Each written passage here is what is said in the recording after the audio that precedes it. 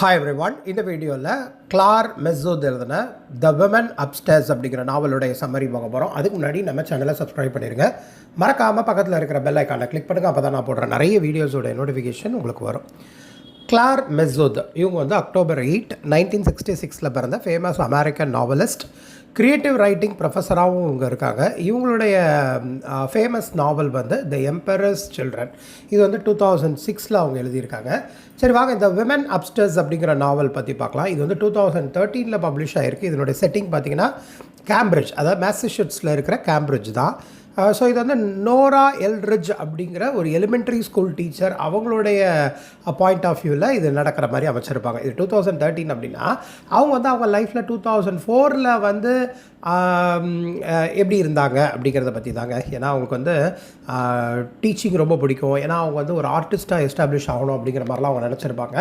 சரி வாங்க இந்த நாவலுடைய சம்மரி பார்க்குறதுக்கு முன்னாடி இதில் உள்ள மெயின் கேரக்டர்ஸ் மட்டும் பார்த்துடலாம். நோரா எல்ரிட்ஜ் தான் ஒரு 3rd grade English teacher and ஆர்டிஸ்ட்டும் கூட. அப்புறம் செரீனா ஷாஹித் அப்படின்னு சொல்லிட்டு ஒரு ஆர்டிஸ்ட்டு.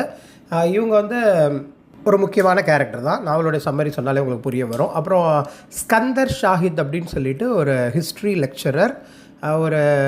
அப்புறம் ரீசா ஷாஹித், யாருன்னா 8-year-old பாய், ஒரு 3rd grade படிக்கிற ஸ்டூடெண்ட். அவனுடைய டீச்சராக தான் நம்ம நோரா எல்ரிட்ஜ் இருப்பாங்க. அப்புறம் நரேட்டருடைய ஃப்ரெண்ட் டிடின்னு ஒரு கேரக்டர். அப்புறம் நரேட்டருடைய அம்மா பெல்லா எல்ரிட்ஜ். இது போக நிறைய குட்டி குட்டி கேரக்டர்ஸுங்க. நம்ம நாவலுடைய சம்மரிக்கு டைரெக்டாக போயிடலாம்.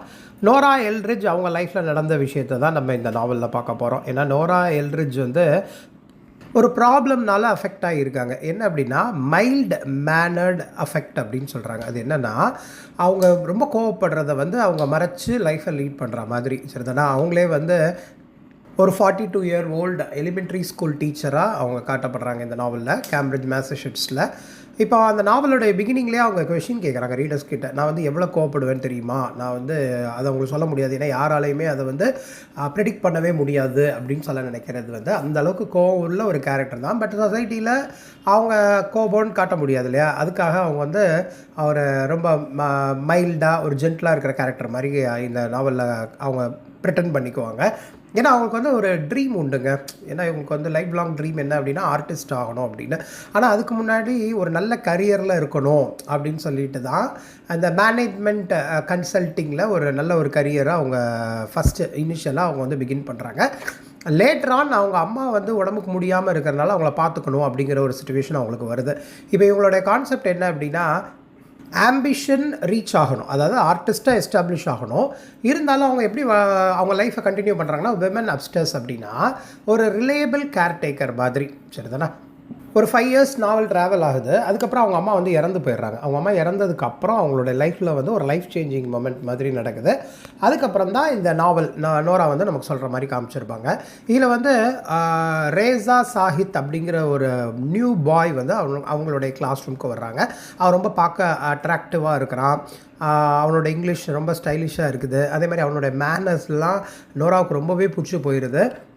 ஒரு முறை எல்லா குட்டீஸும் அந்த கிரவுண்டில் விளையாண்டுட்டு இருக்கும்போது நம்ம ரேசாவை வந்து நோரா என்னன்னு சொல்லியிருப்பா அப்படின்னா டெரரிஸ்ட் அப்படின்னு சொல்லியிருப்பா.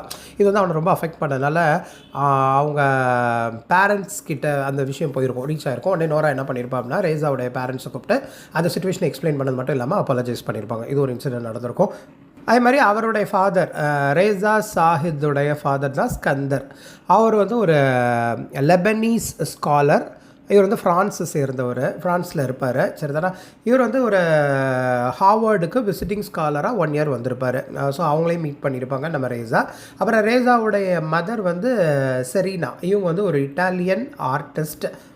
ஸோ இந்த இன்ஸ்டலேஷன் ஆர்டிஸ்ட்டுங்க இவங்க. இன்ஸ்டலேஷன் அப்படின்னா ஒரு மீடியா ஆர்ட் ஒர்க் அந்த மாதிரி பண்ண நினைக்கிறது, ஒரு ப்ரொடக்ஷன் அண்ட் டிஸ்பிளே பண்ணுற ஆர்ட் ஒர்க்கை அவங்க டிஸ்பிளே பண்ணுறது. இது வந்து ட்ரெடிஷ்னல் ஆர்ட் ஃபார்ம். அப்புறம் நான் traditional media art form like painting, sculpture இதெல்லாமே சேர்ந்தது தான் இந்த இன்ஸ்டலேஷன் ஆர்ட்டுன்னு சொல்லுவாங்க. ஸோ அந்த ஆர்டிஸ்ட்டு தான் நம்ம செரீனா, நம்ம ரேசா ஷாஹித்துடைய அம்மா. ஸோ எங்கள் ஃபேமிலி கூட நல்ல ஒரு ஃப்ரெண்ட்ஷிப் வந்து நோரா மெயின்டைன் பண்ணுறாங்க. அது லேட்டரான் என்ன ஆகுது அப்படின்னா ஒரு ரொமான்டிக் ரிலேஷன்ஷிப் மாதிரி நோரா சைடில் வருது. எப்படின்னு பாருங்களேன். அவங்க குரூப்பாகவும் நோராவுக்கு பிடிச்சி போயிடுது, இண்டிவிஜுவலாகவும் நோராவுக்கு ரொம்ப பிடிச்சி போயிடுது. செரீனா வந்து ஒரு ஆர்டிஸ்ட், நோராவும் அந்த மாதிரி ஒரு ஆர்டிஸ்ட் ஆகணுங்கிற இன்ட்ரெஸ்ட் இருக்குதுன்னு சொன்னேன் இல்லையா? ஸோ அதனால் செரீனாவுக்கு வந்து நோராவுடைய அந்த இன்ட்ரெஸ்ட் ரொம்ப பிடிக்குது. ஏன்னா இவங்களும் அந்த ஆர்டிஸ்ட்டாக சில விஷயம் ஷேர் பண்ணுறது வந்து நோராவுக்கு பிடிச்சி போனதுனால ஒரு பாயிண்ட்டில் என்ன பண்ணுறாங்க அப்படின்னா, அவங்களுடைய அந்த பையன் இருக்கா இல்லையா, ரேசா ஷாஹித், அவங்களுக்கு வந்து இவங்களை வந்து ஒரு பேபி சிட்டர் மாதிரி பார்த்துக்கோ, கேர்டேக்கர் மாதிரி டெபியூட் பண்ணுறாங்க. இதில் என்னென்ன விஷயம்லாம் நடக்குதுன்னா, செரீனாவுடைய அட்ராக்ஷனை வந்து நோரா அட்மயர் பண்ணுறா. அதே மாதிரி ஸ்கந்தரை ஃபேண்டசைஸ் பண்ணி பார்க்குறா. ஒரு ரிலேஷன்ஷிப்பில் இருக்கிற மாதிரி ஃபேண்டசைஸ்லாம் பண்ணி பார்க்குறா. ஏன்னா இவளுக்கு வந்து நோராவுக்கு செரீனா, ஸ்கந்தர், அப்புறம் நம்ம ரேசா ஷாஹித் இவங்களெல்லாம் ரொம்ப பிடிச்சி போயிடுது. இப்போது நாவலில் என்ன விஷயம் நடக்குதுன்னு பாருங்கள். சோமர் வைல் அப்படின்னு சொல்லிட்டு ஒரு டவுன் இருக்குங்க. அங்கே வந்து செரீனா வந்து நோராவை வந்து நான் இங்கே ஒரு ஸ்டூடியோ போட போகிறேன், நீ வா, நம்ம ரெண்டு பேரும் சேர்ந்து பண்ணலாம் அப்படின்னு சொல்கிறாங்க. ஏன்னா அது வந்து ஒரு பெரிய ஸ்பேஸு, அதை வந்து ரெண்ட்டுக்கு நம்ம வந்து டிவைட் பண்ணிக்கலாம் அப்படின்னு சொல்லி அவங்க டிசைட் பண்ணுறாங்க. செரீனாவும் அவளுடைய நெக்ஸ்ட்டு ப்ராஜெக்ட்டுக்கு அவங்க ரெடியான ஒரு மொமெண்ட்டு. சரி தானே? இவங்க வந்து என்ன மாதிரியான ப்ராஜெக்ட் பண்ண நினைக்கிறாங்க அப்படின்னா, ஒரு லூயிஸ் கேரலுடைய ஒண்டர்லேண்டு. ஸோ அதை பேஸாக வச்சு ஒரு மிகப்பெரிய ஒரு ப்ராஜெக்ட் பண்ணணும் அப்படிங்கிறதா செரீனாவுடைய இன்ட்ரெஸ்ட்டு. இது வந்து செரீனாவுடைய ஐடியாவை, அந்த ஒரு பிளேஸை வந்து ரெண்டாக டிவைட் பண்ணி பண்ணாங்க இல்லையா? பட் நோரா வந்து என்ன பண்ணுறா அப்படின்னா, ரொம்ப குட்டியாக பண்ணுறா. அண்ட் ரொம்ப ஆனால் ரியலிஸ்டிக்காக இருக்குது. அவள் பண்ணுறது எல்லாமே ரொம்ப ரியலிஸ்டிக்காக இருக்குது. அவள் பண்ணுற அந்த குட்டி குட்டி விஷயங்கள்லாம் எப்படி இருக்குன்னா, எமிலி டிக்கின்சன், ஆலிஸ் நில், வர்ஜினியா வுல்ஃப் இந்த மாதிரி ரைட்டர்ஸுடைய பெட்ரூம் மாதிரி அவள் பண்ணுறான். பட் சரி, நான் எதிர்பார்த்தது என்ன அப்படின்னா, லூயிஸ் கேரல் அவங்களுடைய ஒண்டர்லேண்டை க்ரியேட் பண்ணுங்கிறது தான். ஸோ கம்ப்ளீட் கான்ட்ராஸ்ட் இருக்குது அவங்களோட ஒர்க்லேயே. பார்த்திங்கன்னா ரெண்டு பேருடைய ஒர்க்குமே கொஞ்சம் டிஃப்ரெண்ட்டாக தான் இருக்குது அப்படிங்கிறத ரீடர்ஸ்க்கு சொல்கிறாங்க. இதில் ஒரு பாயிண்டில் நோராவுக்கு வந்து செரீனா அந்த ஒண்டர்லேண்ட் க்ரியேட் பண்ணுறாங்க இல்லையா, அது வந்து இவங்களுக்கு ரொம்ப பிடிச்சி போயிருது. அதனால் இவளுடைய வேலையை ஒரு ஓரமாக வச்சுட்டு நம்ம வந்து செரீனாவுக்கு ஹெல்ப் பண்ணலாமே அப்படின்னு சொல்லிட்டு டிசைட் பண்ணுறாங்க. இல்லை மீன்வாயில் என்னென்ன விஷயம்லாம் நடந்திருக்குன்னா, செரீனா வந்து ஸ்கந்தர் கூட ஒரு நைட் வந்து அந்த செக்ஷுவல் ரிலேஷன்ஷிப்லேயே இருந்திருப்பாங்க. அதாவது அவன் ஸ்டூடியோக்கு வந்திருப்பான். ஸோ அவங்க கூட ரிலேஷன்ஷிப், ஏன்னா அவனுக்கு நோராவுக்கும் ஸ்கந்தரை ரொம்ப பிடிக்குது இல்லையா. இது ஒரு பக்கம் நடந்திருக்கு. இன்னொரு பாயிண்ட் என்னென்னா, நோராவுக்கு செரீனாவே ரொம்ப பிடிக்குதுங்க. அந்த ஃபீலிங்ஸை வந்து செரீனா கூட ஸ்பெண்ட் பண்ணும் அப்படின்னு சொல்லி நினைக்கிறா.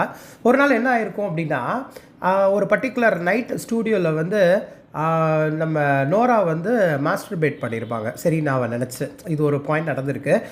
இந்த செரீனா ஒரு ப்ராஜெக்ட் பண்ணிகிட்டு இருந்தாங்க இல்லையா, ஒண்டர்லா மாதிரி மெகா ஒரு ப்ராஜெக்ட் பண்ணணும்னு சொன்னாங்க இல்லையா.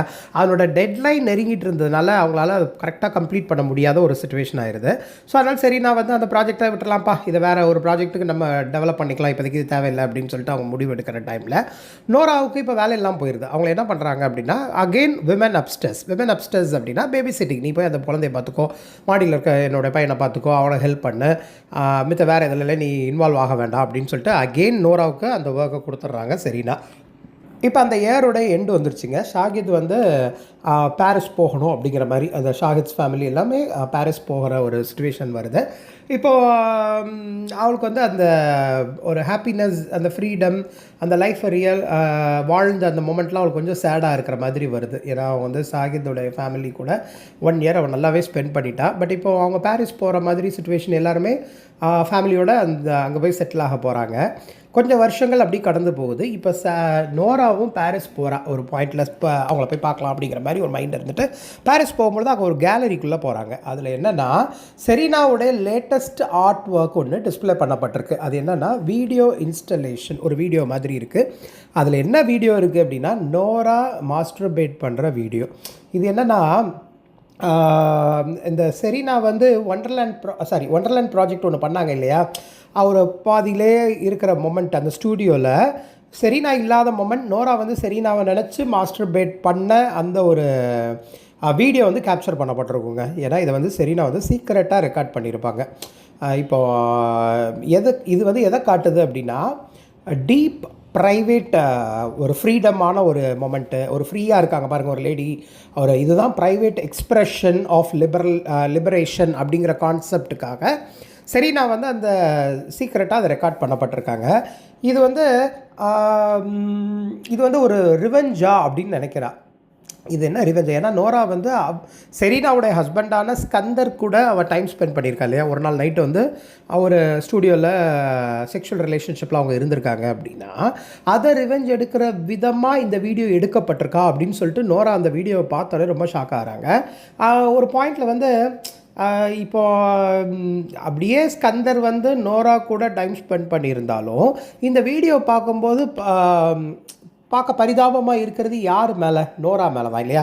ஸ்கந்தர்லாம் அதில் அஃபெக்ட் ஆகலை அப்படிங்கிறதும் அவளுக்கு கிளியராக தெரியுது. நோரா வந்து கம்ப்ளீட்டாக அப்படியே ஸ்கேட்டர்டான மொமெண்ட்டுங்க, அப்படியே மனசு உடஞ்சி போயிடுறா. ரொம்ப ஒரு ஷாக்கிங் லெவல். அவள் ஸ்டேஜே பார்த்திங்கன்னா நம்பிக்கை துரோகம் பண்ணிட்டாங்களே அப்படின்னு சொல்லிட்டு அந்த ஷாக் ஃபீலிங்லேருந்து அவளால் மீண்டு வர முடியாத ஒரு மொமெண்ட்டில் இருக்கிறா.